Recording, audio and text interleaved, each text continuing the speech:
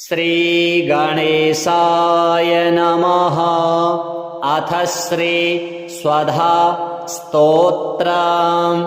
ब्रह्मोवाच स्वधोच्चारणमात्रेण तीर्थस्नायी भवेन्नरः मुच्यते सर्वपापेभ्यो वाजपेयफलं लभेत्। स्वधा स्वधा स्वधेत्येवं यदि वारत्रयं स्मरेत् श्राद्धस्य फलमाप्नोति कालतर्पणयोस्तथा। श्राद्धकाले स्वधा स्तोत्रं यः शृणोति समाहितः लभेत् श्राद्धशतानां च पुण्यमेव न संशयः। स्वधा स्वधा स्वधेत्येवं त्रिसन्ध्यं यः पठेन्नरः प्रियां विनीतां सलभेत् साध्वीं पुत्रं गुणान्वितं। पितॄणां प्राणतुल्या त्वं द्विजजीवनरूपिणी श्राद्धाधिष्ठात्री देवी च श्राद्धादीनां फलप्रदा। बहिर्मन्मनसो गच्छ पितॄणां तुष्टिहेतवे सम्प्रीतये द्विजातीनां गृहीणां वृद्धिहेतवे। नित्यानित्यस्वरूपासि गुणरूपासि सूरते आविर्भावस्थिरो भावः सृष्टौ च प्रलये तव। ॐ स्वस्ति च नमः स्वाहा स्वधा त्वं दक्षिणा तथा निरूपिताश्चतुर्वेदे षट्प्रशस्ताश्च कर्मिणां। पुरासि त्वं स्वधा गोपी गोलोके राधिका सखी। धृतोरसि स्वधात्मानं कृतं तेन स्वधा स्मृता। धृतास्वोरसि कृष्णेन यतस्तेन स्वधा स्मृता। ध्वस्ता त्वं राधिका शापात् गोलोकाद्विश्वमागता। कृष्णाश्लिष्टा तया दृष्टा पुरा वृन्दावने वने। कृष्णालिङ्गनपुण्येन भूता मे मानसी सुता। अतृप्तसुरते तेन चतुर्णां स्वामिनां प्रिया। स्वाहा सा सुन्दरी गोपी पुरासीद् राधिका सखी। रतौ स्वयं कृष्णमाह तेन स्वाहा प्रकीर्तिता।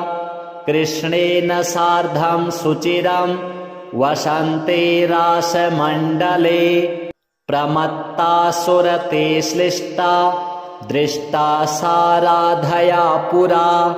तस्याः शापेन साध्वस्ता गोलोकाद्विश्वमागता। कृष्णालिङ्गनपुण्येन समभूद्वहनि कामिनी। पवित्ररूपा परमा देवाद्यैर्वन्दिता नृभिः। यन्नामोच्चारणेनैव नरो मुच्येत पातकात्। या सुशीलाभिधा गोपी पुरासीद् राधिका सखी। उवास दक्षिणे क्रोडे कृष्णस्य च महात्मनः। प्रध्वस्ता सा च तच्छापात् गोलोकाद्विश्वमागता। कृष्णालिङ्गनपुण्येन सा बभूव च दक्षिणा। सा प्रेयसी रतौ दक्षा प्रशस्ता सर्वकर्मसु। उवास दक्षिणे भर्तुर्दक्षिणा तेन कीर्तिता। गोप्यो बभूवुस्तिस्रो वै स्वधा स्वाहा च दक्षिणा। कर्मिणां कर्म पूर्णार्थं पुरा चैवेश्वरेच्छया। इत्येवमुक्त्वा स ब्रह्मा ब्रह्मलोके च संसदि तस्थौ च सहसा सद्यः स्वधाशाविर्बभूवः तदा पितृभ्यः प्रददौ तामेव कमलाननां तां सम्प्राप्य ययुस्ते च पितरश्च प्रहर्षिताः स्वधास्तोत्रमिदं पुण्यं यः शृणोति समाहितः स स्नातः सर्वतीर्थेषु वेदपाठफलं लभेत्। श्रीस्वधादेव्यार्पणमस्तु। ब्रह्मोवाच स्वधोच्चारणमात्रेण तीर्थस्नायी भवेन्नरः मुच्यते सर्वपापेभ्यो वाजपेयफलं लभेत्। स्वधा स्वधा स्वधेत्येवं यदि वारत्रयं स्मरेत् श्राद्धस्य फलमाप्नोति कालतर्पणयोस्तथा। श्राद्धकाले स्वधास्तोत्रं यः शृणोति समाहितः लभेत् श्राद्धशतानां च पुण्यमेव न संशयः। स्वधा स्वधा स्वधेत्येवं त्रिसन्ध्यं यः पठेन्नरः प्रियां विनीतां स लभेत् साध्वीं पुत्रं गुणान्वितं। पितॄणां प्राणतुल्या त्वं द्विजजीवनरूपिणी श्राद्धाधिष्ठात्री देवी च श्राद्धादीनां फलप्रदा। बहिर्मन्मनसो गच्छ पितॄणां तुष्टिहेतवे सम्प्रीतये द्विजातीनां गृहीणां वृद्धिहेतवे। नित्यानित्यस्वरूपासि गुणरूपासि सूरते आविर्भावस्थिरो भावः सृष्टौ च प्रलये तव। ॐ स्वस्ति च नमः स्वाहा स्वधा त्वं दक्षिणा तथा निरूपिताश्चतुर्वेदे षट्प्रशस्ताश्च कर्मिणां पुरासि त्वं स्वधा गोपी गोलोके राधिका सखी। धृतोरसि स्वधात्मानं कृतं तेन स्वधा स्मृता धृतास्वोरसि कृष्णेन यतस्तेन स्वधा स्मृता। ध्वस्ता त्वं राधिका शापात् गोलोकाद्विश्वमागता कृष्णाश्लिष्टा तया दृष्टा पुरा वृन्दावने वने। कृष्णालिङ्गनपुण्येन भूता मे मानसी सुता अतृप्तसुरते तेन चतुर्णां स्वामिनां प्रिया। स्वाहा सा सुन्दरी गोपी पुरासीद् राधिका सखी। रतौ स्वयं कृष्णमाह तेन स्वाहा प्रकीर्तिता। कृष्णेन सार्धं सुचिरं वसन्ते रासमण्डले प्रमत्ता सुरते श्लिष्टा दृष्टा सा राधया पुरा। तस्याः शापेन साध्वस्ता गोलोकाद्विश्वमागता कृष्णालिङ्गनपुण्येन समभूद्वहनि कामिनी। पवित्ररूपा परमा देवाद्यैर्वन्दिता नृभिः यन्नामोच्चारणेनैव नरो मुच्येत पातकात्। या सुशीलाभिधा गोपी पुरासीद् राधिका सखी। उवास दक्षिणे क्रोडे कृष्णस्य च महात्मनः प्रध्वस्ता सा च तच्छापात् गोलोकाद्विश्वमागता कृष्णालिङ्गनपुण्येन सा बभूव च दक्षिणा। सा प्रेयसी रतौ दक्षा प्रशस्ता सर्वकर्मसु उवास दक्षिणे भर्तुर्दक्षिणा तेन कीर्तिता। गोप्यो बभूवुस्तिस्रो वै स्वधा स्वाहा च दक्षिणा। कर्मिणां कर्म पूर्णार्थं पुरा चैवेश्वरेच्छया। इत्येवमुक्त्वा स ब्रह्मा ब्रह्मलोके च संसदि तस्थौ च सहसा सद्यः स्वधाशाविर्बभूवः। तदा पितृभ्यः प्रददौ तामेव कमलाननां। तां सम्प्राप्य ययुस्ते च पितरश्च प्रहर्षिताः। स्वधास्तोत्रमिदं पुण्यं यः शृणोति समाहितः स स्नातः सर्वतीर्थेषु वेदपाठफलं लभेत्। श्रीस्वधादेव्यार्पणमस्तु। ब्रह्मोवाच स्वधोच्चारणमात्रेण तीर्थस्नायी भवेन्नरः। मुच्यते सर्वपापेभ्यो वाजपेयफलं लभेत्। स्वधा स्वधा स्वधेत्येवं यदि वारत्रयं स्मरेत् श्राद्धस्य फलमाप्नोति कालतर्पणयोस्तथा। श्राद्धकाले स्वधास्तोत्रं यः शृणोति समाहितः लभेत् श्राद्धशतानां च पुण्यमेव न संशयः। स्वधा स्वधा स्वधेत्येवं त्रिसन्ध्यं यः पठेन्नरः प्रियां विनीतां स लभेत् साध्वीं पुत्रं गुणान्वितं। पितॄणां प्राणतुल्या त्वं द्विजजीवनरूपिणी। श्राद्धाधिष्ठात्री देवी च श्राद्धादीनां फलप्रदा। बहिर्मन्मनसो गच्छ पितॄणां तुष्टिहेतवे।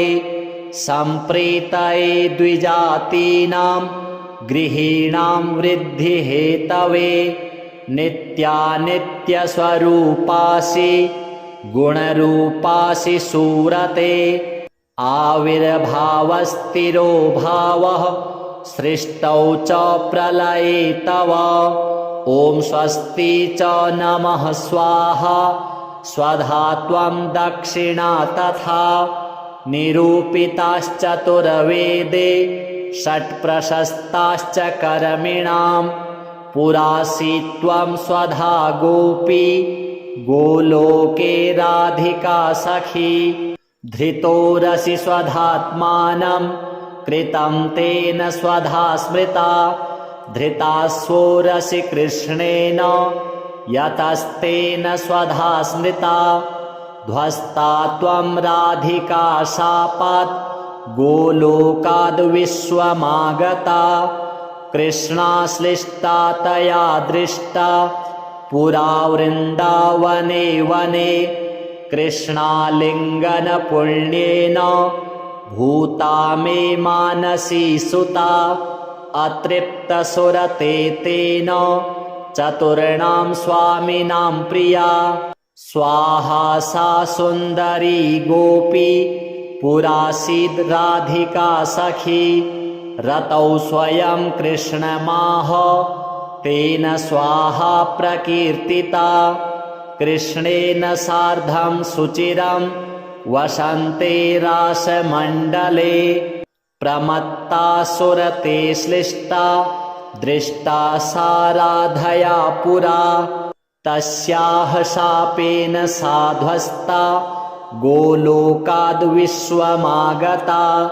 कृष्णालिङ्गनपुण्येन समभूद्वहनि कामिनी। पवित्ररूपा परमा देवाद्यैर्वन्दिता नृभिः। यन्नामोच्चारणेनैव नरो मुच्येत पातकात्। या सुशीलाभिधा गोपी पुरासीद् राधिका सखी।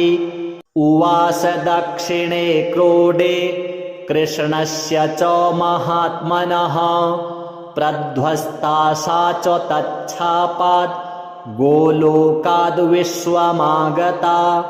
कृष्णालिङ्गनपुण्येन सा बभूव च दक्षिणा सा प्रेयसी रतौ दक्षा प्रशस्ता सर्वकर्मसु उवास दक्षिणे भर्तुर्दक्षिणा तेन कीर्तिता गोप्यो बभूवुस्तिस्रो वै स्वधा स्वाहा च दक्षिणा कर्मिणां कर्म पूर्णार्थं पुरा चैवेश्वरेच्छया इत्येवमुक्त्वा स ब्रह्मा ब्रह्मलोके च संसदि तस्थौ च सहसा सद्यः स्वधाशाविर्बभूवः तदा पितृभ्यः प्रददौ तामेव कमलाननां तां सम्प्राप्य ययुस्ते च पितरश्च प्रहर्षिताः स्वधा स्तोत्रमिदं पुण्यं यः शृणोति समाहितः स स्नातः सर्वतीर्थेषु वेदपाठफलं लभेत् श्रीस्वधादेव्यार्पणमस्तु। ब्रह्मोवाच स्वधोच्चारणमात्रेण तीर्थस्नायी भवेन्नरः मुच्यते सर्वपापेभ्यो वाजपेयफलं लभेत् स्वधा स्वधा स्वधेत्येवं यदि वारत्रयं स्मरेत् श्राद्धस्य फलमाप्नोति कालतर्पणयोस्तथा श्राद्धकाले स्वधा स्तोत्रं यः शृणोति समाहितः लभेत् श्राद्धशतानां च पुण्यमेव न संशयः स्वधा स्वधा स्वधेत्येवं त्रिसन्ध्यं यः पठेन्नरः प्रियां विनीतां स लभेत् साध्वीं पुत्रं गुणान्वितं पितॄणां प्राणतुल्या त्वं द्विजजीवनरूपिणी श्राद्धाधिष्ठात्री देवी च श्राद्धादीनां फलप्रदा बहिर्मन्मनसो गच्छ पितॄणां तुष्टिहेतवे सम्प्रीतये द्विजातीनां गृहीणां वृद्धिहेतवे नित्यानित्यस्वरूपासि गुणरूपासि सूरते आविर्भावस्थिरो भावः सृष्टौ च प्रलये तव ॐ स्वस्ति च नमः स्वाहा स्वधा त्वं दक्षिणा तथा निरूपिताश्चतुर्वेदे षट्प्रशस्ताश्च कर्मिणां पुरासि त्वं स्वधा गोपी गोलोके राधिका सखी धृतोरसि स्वधात्मानं कृतं तेन स्वधा स्मृता धृतास्वोरसि कृष्णेन यतस्तेन स्वधा स्मृता ध्वस्ता त्वं राधिका शापात् गोलोकाद्विश्वमागता कृष्णाश्लिष्टा तया दृष्टा पुरा वृन्दावने वने कृष्णालिङ्गनपुण्येन भूता मे मानसी सुता अतृप्तसुरते तेन चतुर्णां स्वामिनां प्रिया स्वाहा सा सुन्दरी गोपी पुरासीद् राधिका सखी रतौ स्वयं कृष्णमाह तेन स्वाहा प्रकीर्तिता कृष्णेन सार्धं सुचिरं वसन्ते रासमण्डले प्रमत्तासुरते श्लिष्टा दृष्टा सा राधया पुरा तस्याः शापेन साध्वस्ता गोलोकाद्विश्वमागता कृष्णालिङ्गनपुण्येन समभूद्वहनि कामिनी पवित्ररूपा परमा देवाद्यैर्वन्दिता नृभिः यन्नामोच्चारणेनैव नरो मुच्येत पातकात् या सुशीलाभिधा गोपी पुरासीद् राधिका सखी उवास दक्षिणे क्रोडे कृष्णस्य च महात्मनः प्रध्वस्ता सा च तच्छापात् गोलोकाद् विश्वमागता कृष्णालिङ्गनपुण्येन सा बभूव च दक्षिणा सा प्रेयसी रतौ दक्षा प्रशस्ता सर्वकर्मसु उवास दक्षिणे भर्तुर्दक्षिणा तेन कीर्तिता गोप्यो बभूवुस्तिस्रो वै स्वधा स्वाहा च दक्षिणा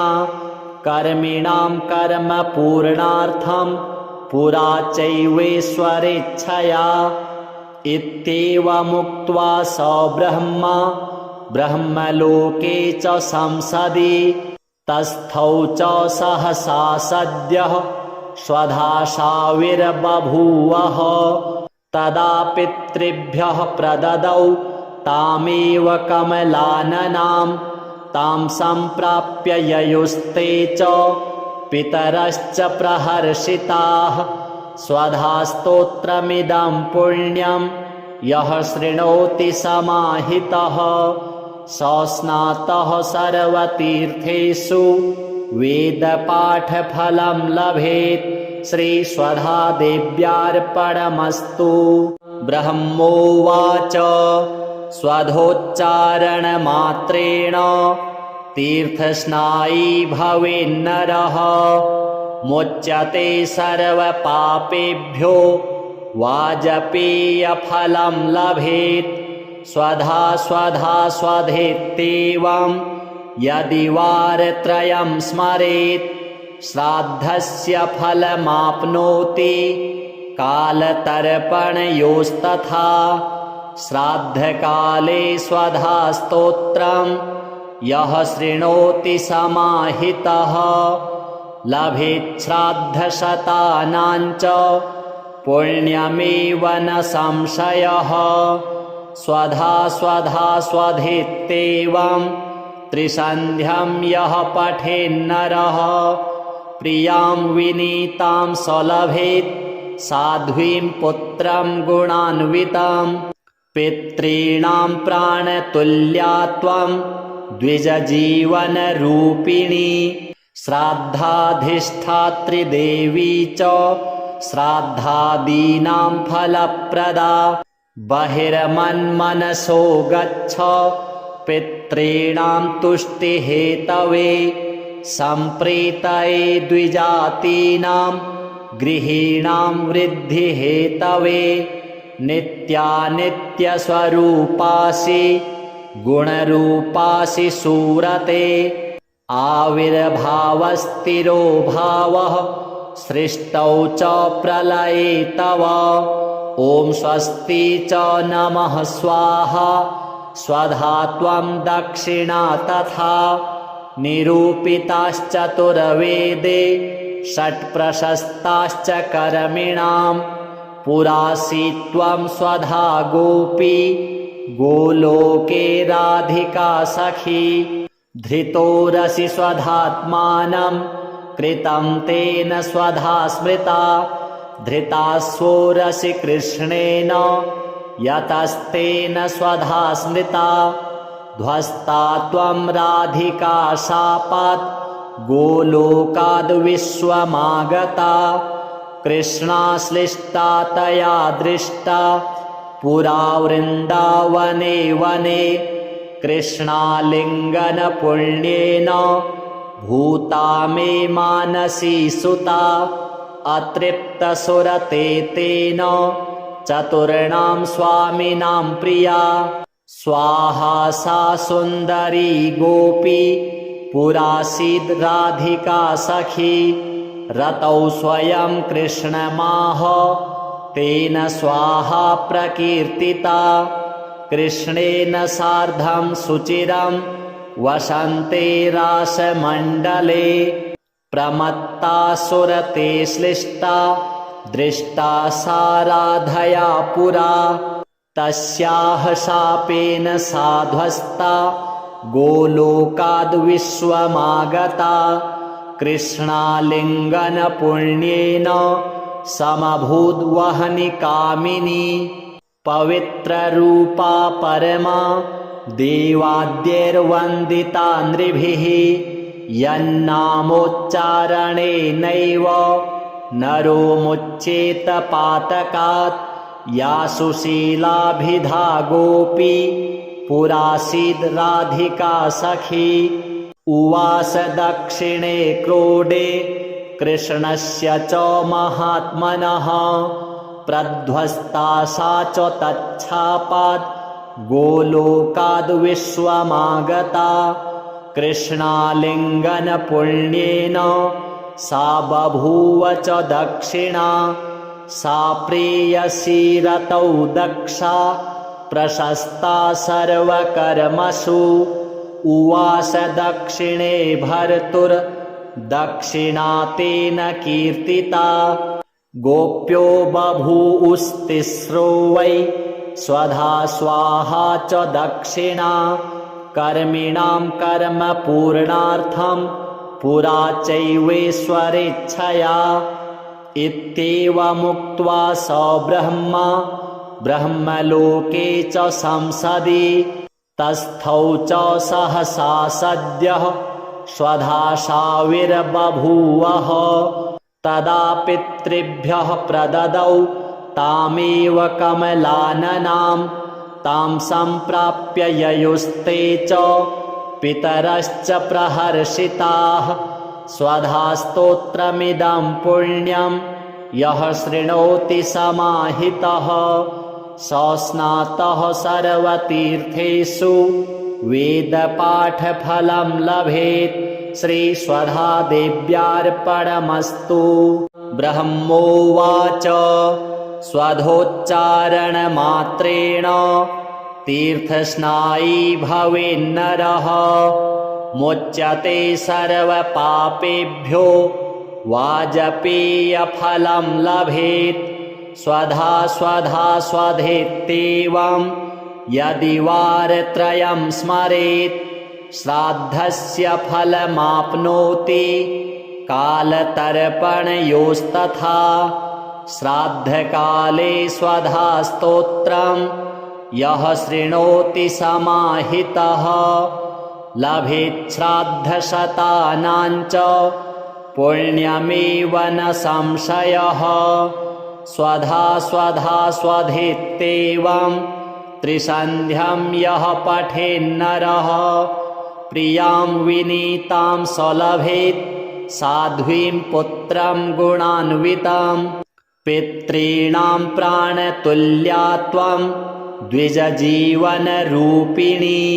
श्राद्धाधिष्ठात्री देवी च श्राद्धादीनां फलप्रदा बहिर्मन्मनसो गच्छ पितॄणां तुष्टिहेतवे सम्प्रीतये द्विजातीनां गृहीणां वृद्धिहेतवे नित्यानित्यस्वरूपासि गुणरूपासि सूरते आविर्भावस्थिरो भावः सृष्टौ च प्रलये तव ॐ स्वस्ति च नमः स्वाहा स्वधा त्वं दक्षिणा तथा निरूपिताश्चतुर्वेदे षट्प्रशस्ताश्च कर्मिणां पुरासि त्वं स्वधा गोपी गोलोके राधिका सखी धृतोरसि स्वधात्मानं कृतं तेन स्वधा स्मृता धृतास्वोरसि कृष्णेन यतस्तेन स्वधा स्मृता ध्वस्ता त्वं राधिका शापात् गोलोकाद्विश्वमागता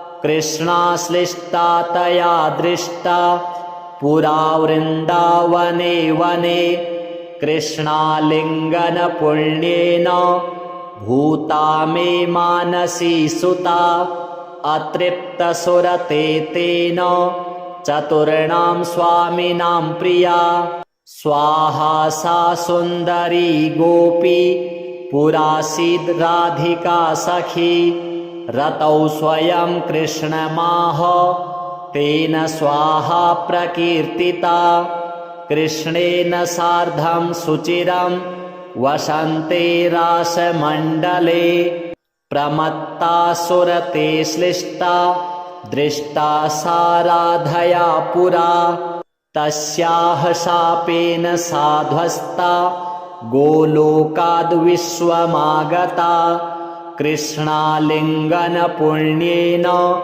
समभूद्वहनि कामिनी पवित्ररूपा परमा देवाद्यैर्वन्दिता नृभिः यन्नामोच्चारणेनैव नरो मुच्येत पातकात् या सुशीलाभिधा गोपी पुरासीद् राधिका सखी उवास दक्षिणे क्रोडे कृष्णस्य च महात्मनः प्रध्वस्ता सा च तच्छापात् गोलोकाद्विश्वमागता कृष्णालिङ्गनपुण्येन सा बभूव च दक्षिणा सा प्रेयसी रतौ दक्षा प्रशस्ता सर्वकर्मसु उवास दक्षिणे भर्तुर्दक्षिणा तेन कीर्तिता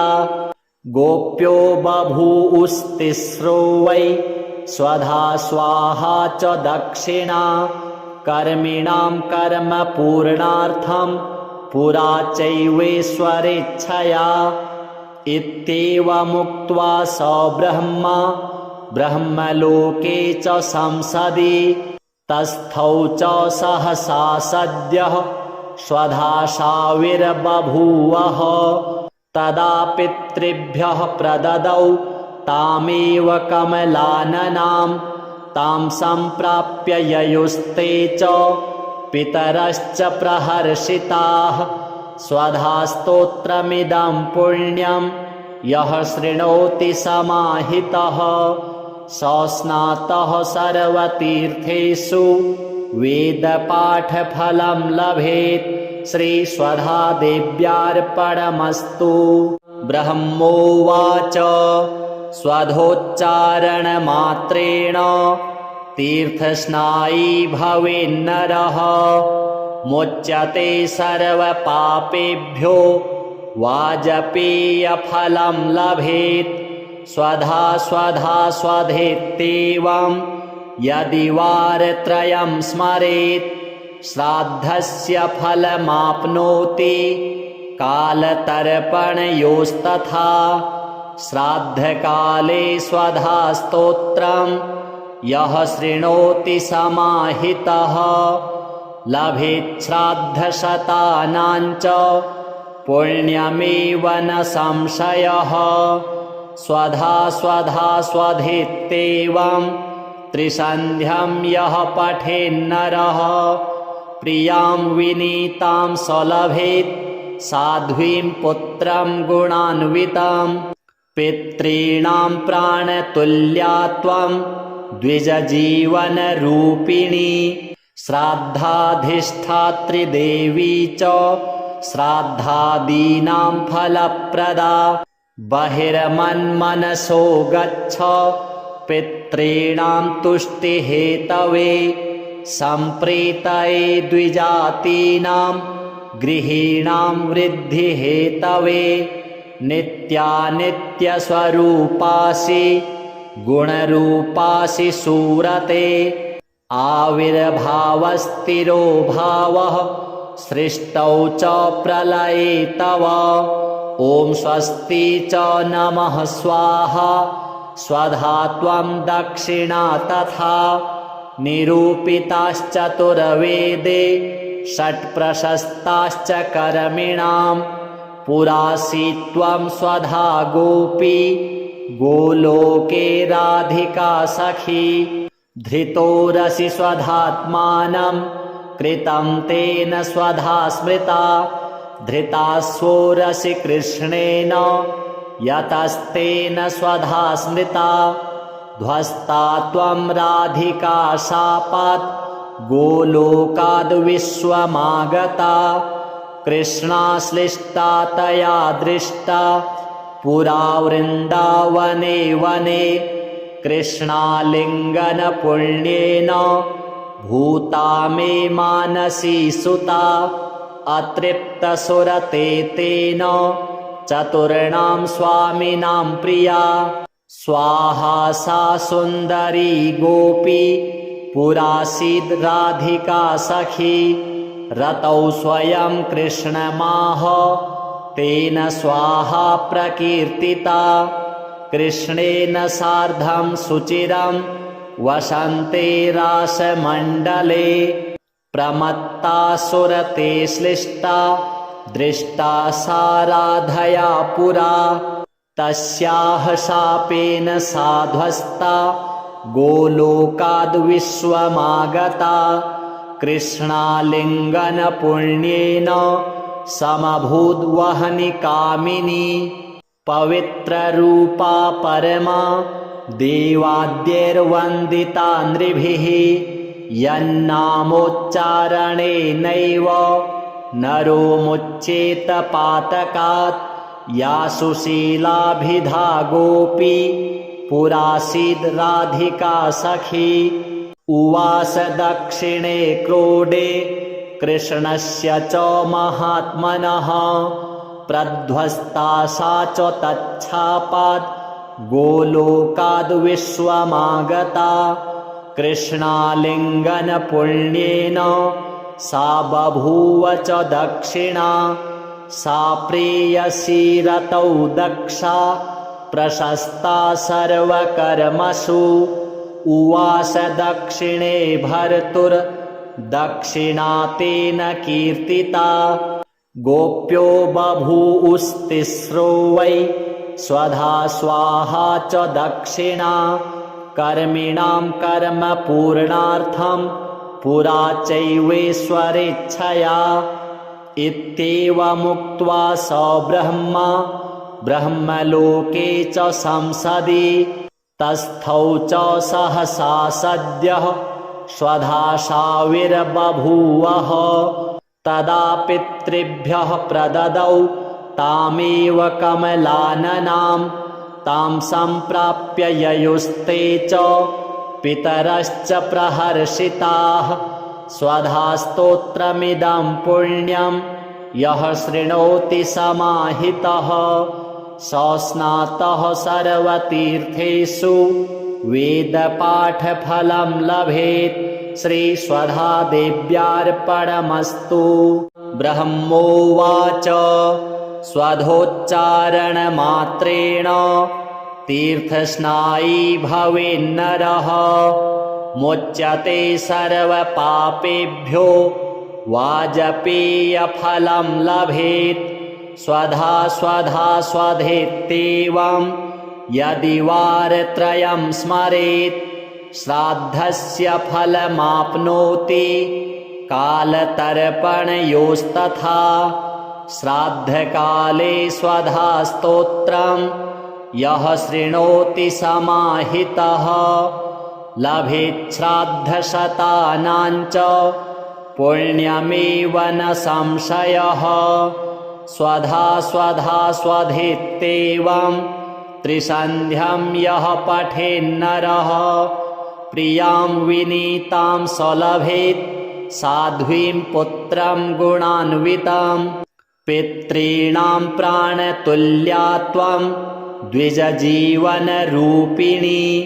श्राद्धाधिष्ठात्री देवी च श्राद्धादीनां फलप्रदा बहिर्मन्मनसो गच्छ पितॄणां तुष्टिहेतवे सम्प्रीतये द्विजातीनां गृहीणां वृद्धिहेतवे नित्यानित्यस्वरूपासि गुणरूपासि सूरते आविर्भावस्तिरो भावः सृष्टौ च प्रलये तव ॐ स्वस्ति च नमः स्वाहा स्वधा त्वं दक्षिणा तथा निरूपिताश्चतुर्वेदे षट्प्रशस्ताश्च कर्मिणां पुरासि त्वं स्वधा गोपी गोलोके राधिका सखी धृतोरसि स्वधात्मानं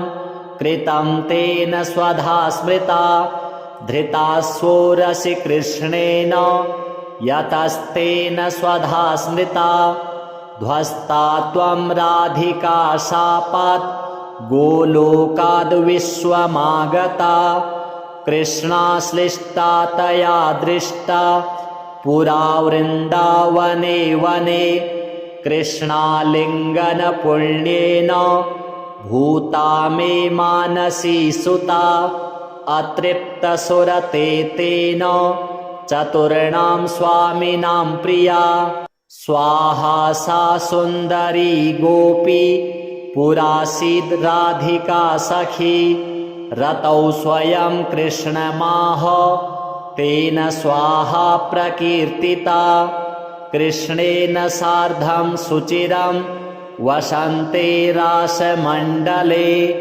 प्रमत्ता सुरते श्लिष्टा दृष्टा सा राधया पुरा तस्याः शापेन साध्वस्ता गोलोकाद्विश्वमागता कृष्णालिङ्गनपुण्येन समभूद्वहनि कामिनी पवित्ररूपा परमा देवाद्यैर्वन्दिता नृभिः यन्नामोच्चारणेनैव नरो मुच्येत पातकात् या सुशीलाभिधा गोपी पुरासीद् राधिका सखी उवास दक्षिणे क्रोडे कृष्णस्य च महात्मनः प्रध्वस्ता सा च तच्छापात् गोलोकाद्विश्वमागता कृष्णालिङ्गनपुण्येन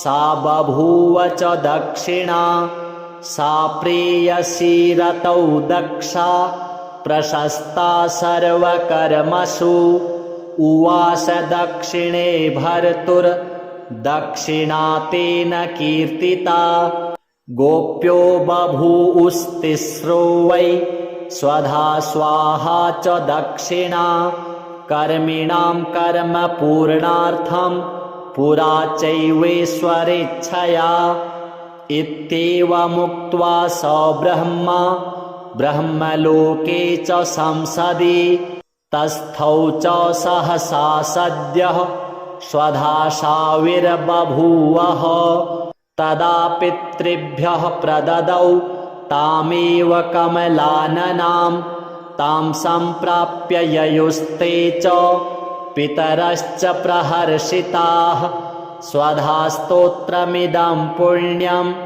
यः शृणोति समाहितः स स्नातः सर्वतीर्थेषु वेदपाठफलं लभेत् श्रीस्वधादेव्यार्पणमस्तु ब्रह्मोवाच स्वधोच्चारणमात्रेण तीर्थस्नायी भवेन्नरः मुच्यते सर्वपापेभ्यो वाजपेयफलं लभेत् स्वधा स्वधा स्वधेत्येवं यदि वारत्रयं स्मरेत् श्राद्धस्य फलमाप्नोति कालतर्पणयोस्तथा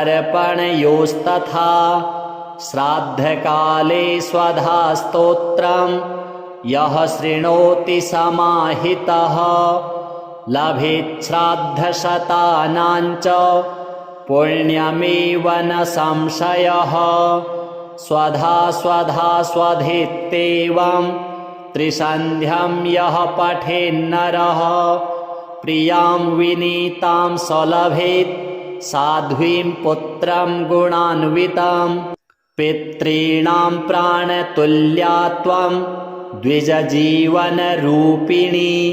श्राद्धाधिष्ठात्री देवी च श्राद्धादीनां फलप्रदा बहिर्मन्मनसो गच्छ पितॄणां तुष्टिहेतवे सम्प्रीतये द्विजातीनां गृहीणां वृद्धिहेतवे नित्यानित्यस्वरूपासि गुणरूपासि सूरते आविर्भावस्थिरो भावः सृष्टौ च प्रलये तव ॐ स्वस्ति च नमः स्वाहा स्वधा त्वं दक्षिणा तथा निरूपिताश्चतुर्वेदे षट्प्रशस्ताश्च कर्मिणां पुरासि त्वं स्वधा गोपी गोलोके राधिका सखी धृतोरसि स्वधात्मानं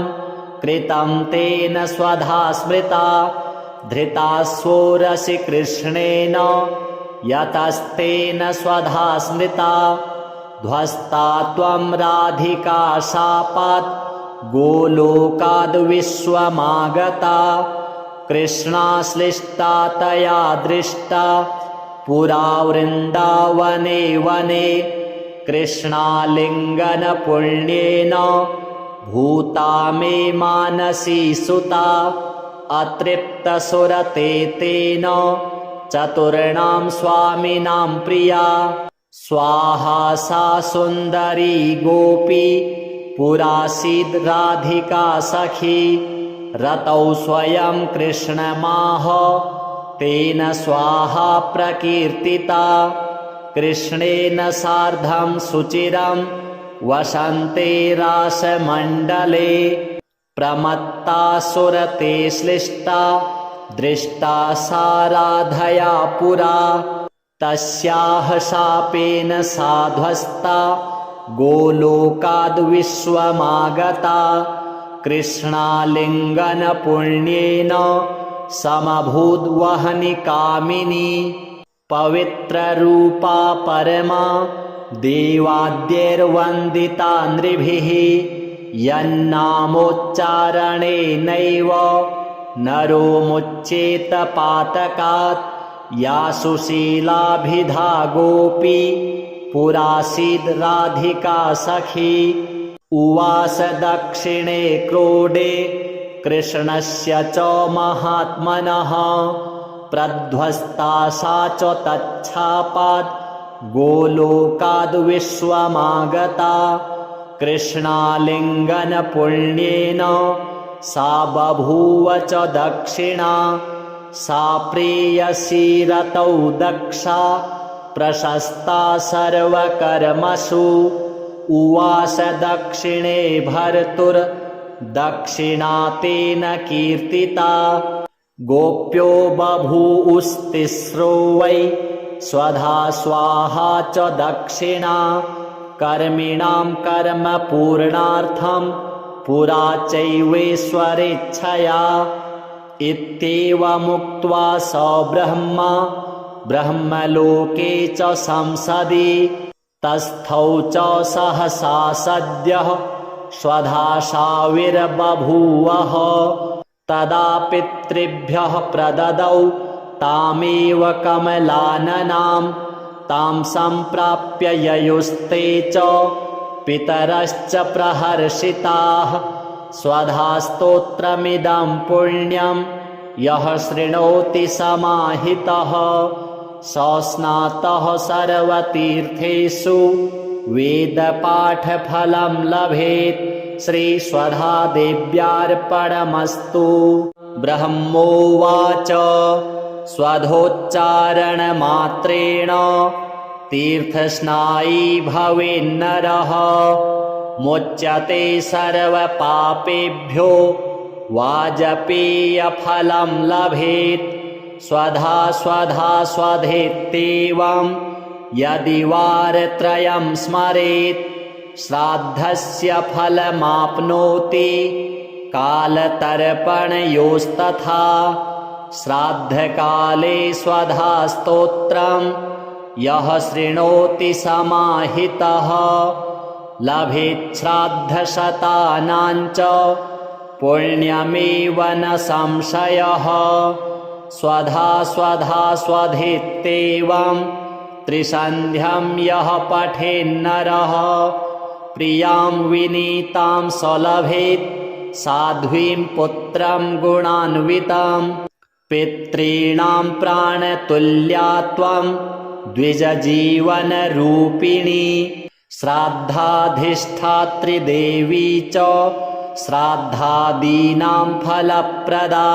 बहिर्मन्मनसो गच्छ पितॄणां तुष्टिहेतवे सम्प्रीतये द्विजातीनां गृहीणां वृद्धिहेतवे।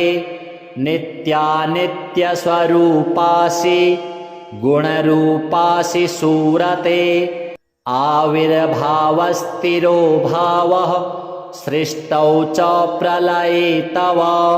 ॐ स्वस्ति च नमः स्वाहा स्वधा त्वं दक्षिणा तथा निरूपिताश्चतुर्वेदे षट्प्रशस्ताश्च कर्मिणां। पुरासि त्वं स्वधा गोपी गोलोके राधिका सखी। धृतोरसि स्वधात्मानं कृतं तेन स्वधा स्मृता। धृतास्वोरसि कृष्णेन यतस्तेन स्वधा स्मृता। ध्वस्ता त्वं राधिका शापात् गोलोकाद्विश्वमागता। कृष्णाश्लिष्टा तया दृष्टा पुरा वृन्दावने वने। कृष्णालिङ्गनपुण्येन भूता मे मानसी सुता। अतृप्तसुरते तेन चतुर्णां स्वामिनां प्रिया। स्वाहा सा सुन्दरी गोपी पुरासीद् राधिका सखी। रतौ स्वयं कृष्णमाह तेन स्वाहा प्रकीर्तिता। कृष्णेन सार्धं सुचिरं वसन्ते रासमण्डले। प्रमत्ता सुरते श्लिष्टा दृष्टा सा राधया पुरा। तस्याः शापेन साध्वस्ता गोलोकाद्विश्वमागता। कृष्णालिङ्गनपुण्येन समभूद्वहनि कामिनी। पवित्ररूपा परमा देवाद्यैर्वन्दिता नृभिः। यन्नामोच्चारणेनैव नरो मुच्येत पातकात्। या सुशीलाभिधा गोपी पुरासीद् राधिका सखी। उवास दक्षिणे क्रोडे कृष्णस्य च महात्मनः।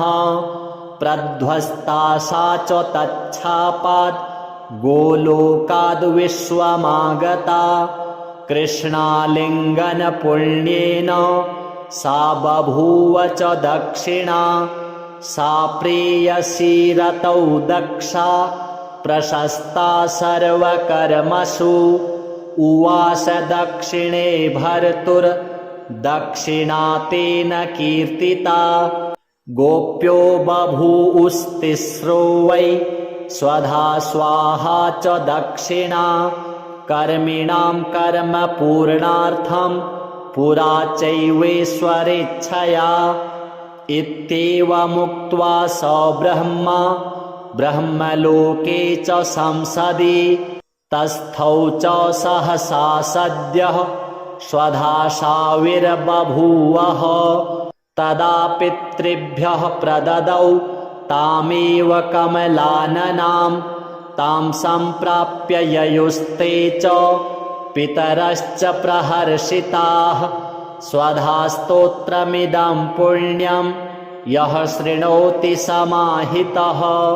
सस्नातः सर्वतीर्थेषु वेदपाठफलं लभेत्। श्रीस्वधादेव्यार्पणमस्तु। ब्रह्मोवाच स्वधोच्चारणमात्रेण तीर्थस्नायी भवेन्नरः मुच्यते सर्वपापेभ्यो वाजपेयफलं लभेत् स्वधा स्वधा स्वधेत्येवं यदि वारत्रयं स्मरेत् श्राद्धस्य फलमाप्नोति कालतर्पणयोस्तथा